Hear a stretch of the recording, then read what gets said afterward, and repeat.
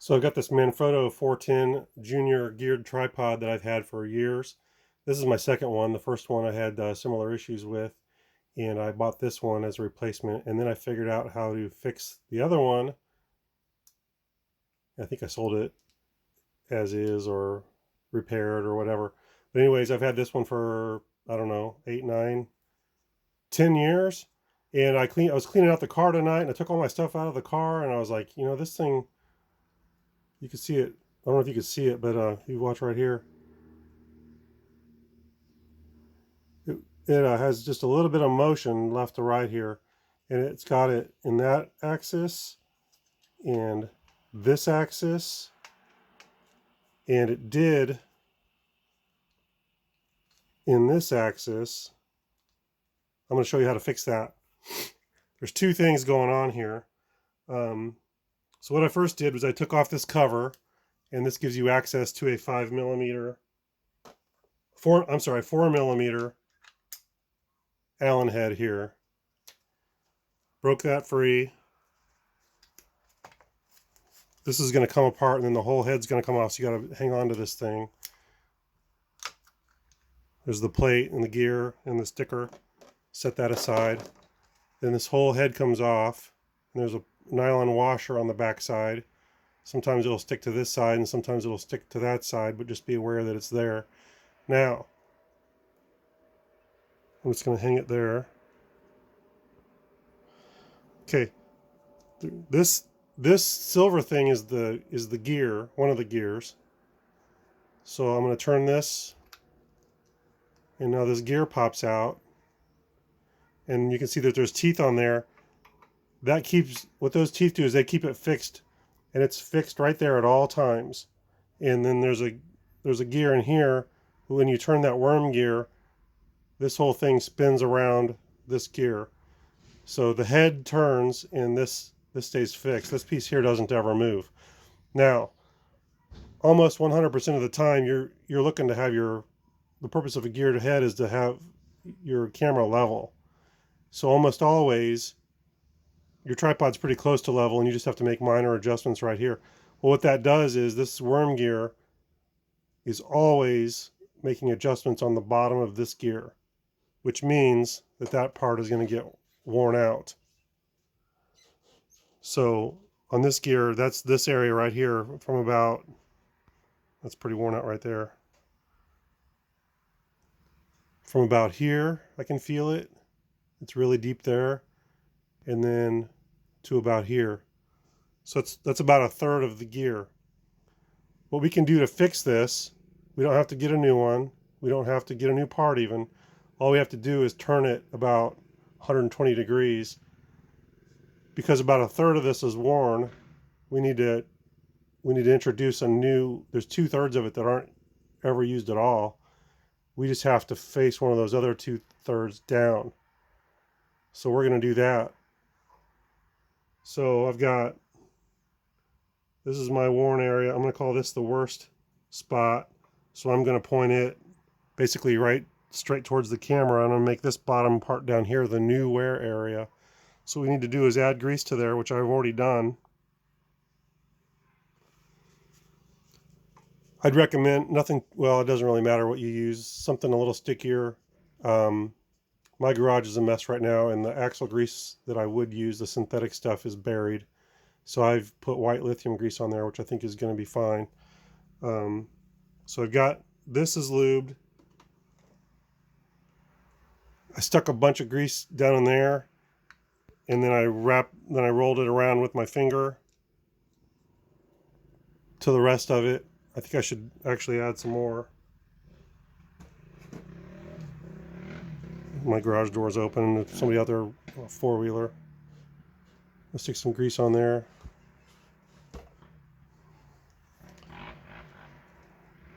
Roll that around. Get my tissue. So now we're going to reassemble this.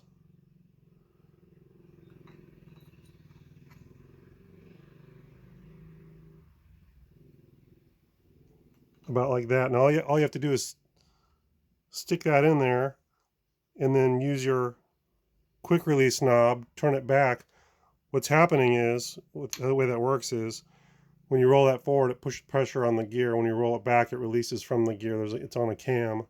And then this is your fine adjustment. So we're camming that back. And we're just that's gonna allow me to pop this in there. Now let me figure out again where my worn spots are.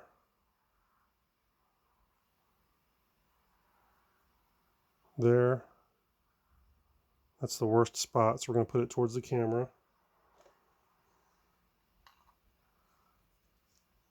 Roll that back and it just pops all the way in. Make sure your washer is still there, which it is. Set that on there and you'll see that it's going to seat in that tooth on the back. Now we need to take this assembly,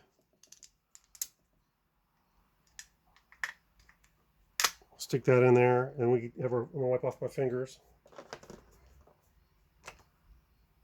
Got my 4mm Allen head, hex, what do you want to call it?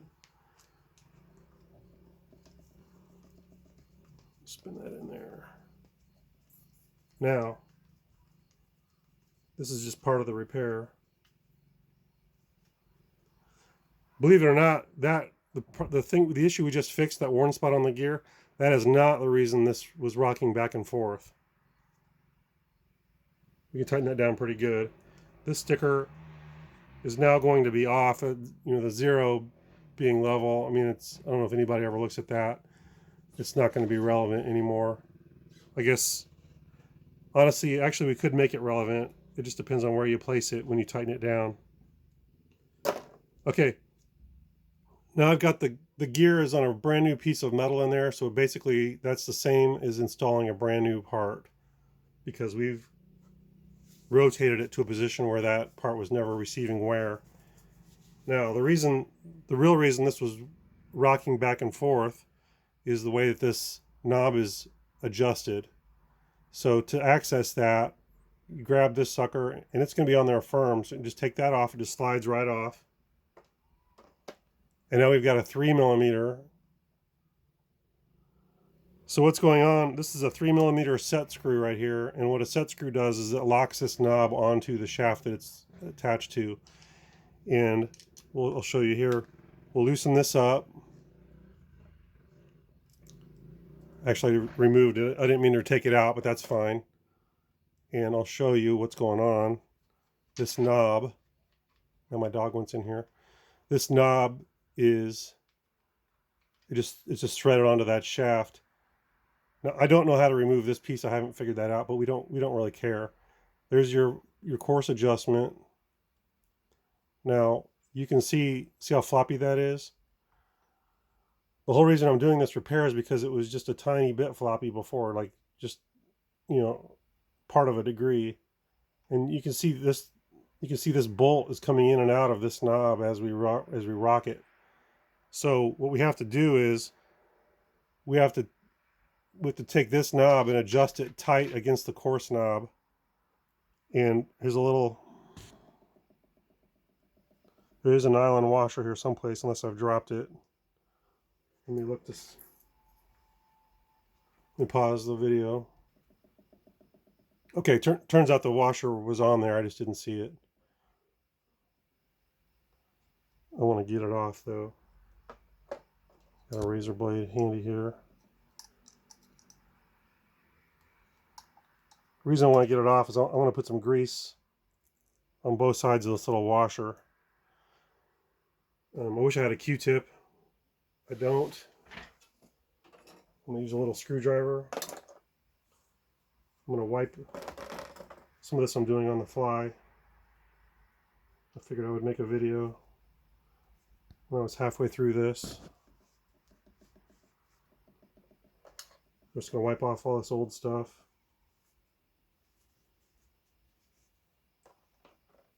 We're gonna get a little bit of this white lithium grease, and we just want to get a dab so we can work with. So I'm just going to borrow some of that and put it on there. You don't need a ton.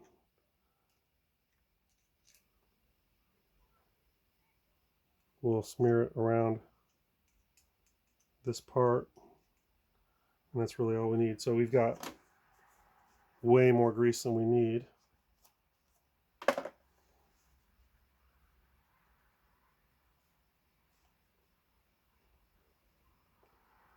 We're going to slide that washer back on.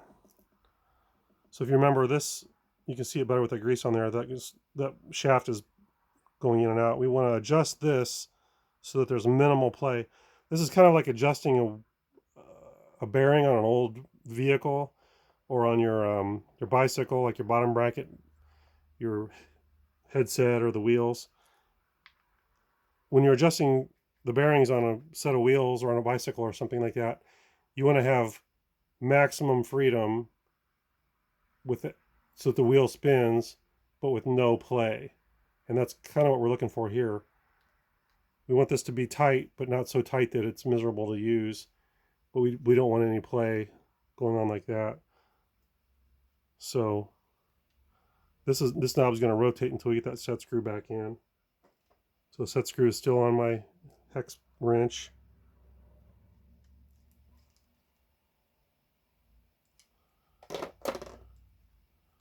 So that turns pretty good.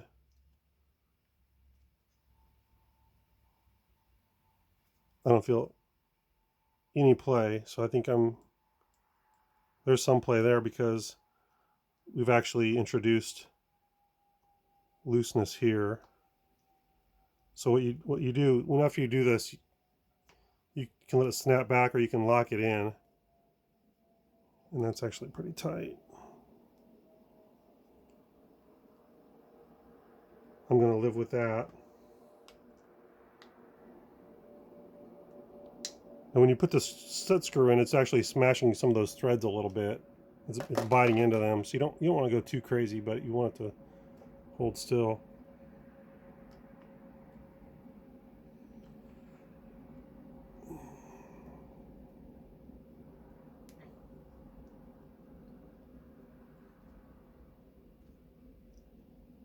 All right. When I turn this, I feel like there should be more tension on the spring on this thing. Like this one snaps back. I don't know why that's not snapping back so much. But that's the idea, is to get rid of this play. Like over here, I think all I'm going to do is take this knob off and adjust where the knob sets on the shaft. And we're going to call that good. All right, I think I'm going to end the video there. Hopefully that gives somebody some ideas on how these work and how you can adjust them. The cool thing about Manfrotto is they're really well solidly built, and it's just nuts and bolts. There's nothing too crazy complicated about it. It's all serviceable. So I hope this helps somebody out. All right, check out my other videos for goofy random things I work on.